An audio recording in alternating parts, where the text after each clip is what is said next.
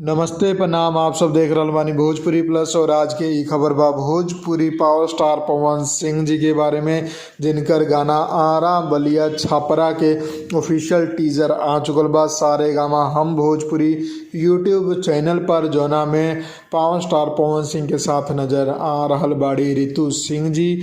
और गाना में पवन सिंह जी के साथ आवाज़ हुई अनुपमा यादव के।